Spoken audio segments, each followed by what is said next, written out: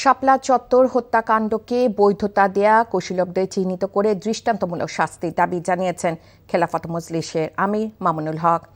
রাজধানী শাহবাগে জাতীয় জাদুঘরে নলিনীকান্ত ভট্টশালী মিলনায়তনে আয়োজিত শাপলা চত্বরের ঐতিহাসিক আন্দোলনে অজানা বাস্তবতা ও দলিল ভিত্তিক তথ্যচিত্র প্রদর্শনী উদ্বোধন অনুষ্ঠানে তিনি একথা বলেন। তিনি বলেন, শহীদের আত্মত্যাগ জাতির সামনে তুলে ধরতে হবে।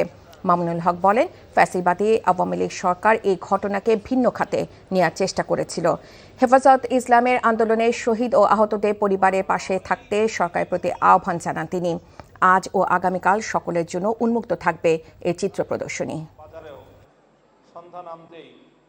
দুর্ভাগ্য আমাদের যে এখনো আমাদের জানার বাইরে, আমাদের তথ্যের বাইরে, আমাদের কাছে সংরক্ষিত ডকুমেন্টস এবং দলিলাদির বাইরে অনেক শহীদ রয়ে গিয়েছেন।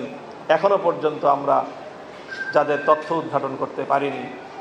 রাষ্ট্র তার সকল শক্তি দিয়ে চেষ্টা করেছিল শাপলার শহীদানদের ইতিহাসকে, তাদের প্রমাণাদিগুলোকে মুছে ফেলতে, এবং তারা সবভাবে সেই প্রমাণ মুছে ফেলার সমস্ত কার্যক্রম পরিচালনা করেছে।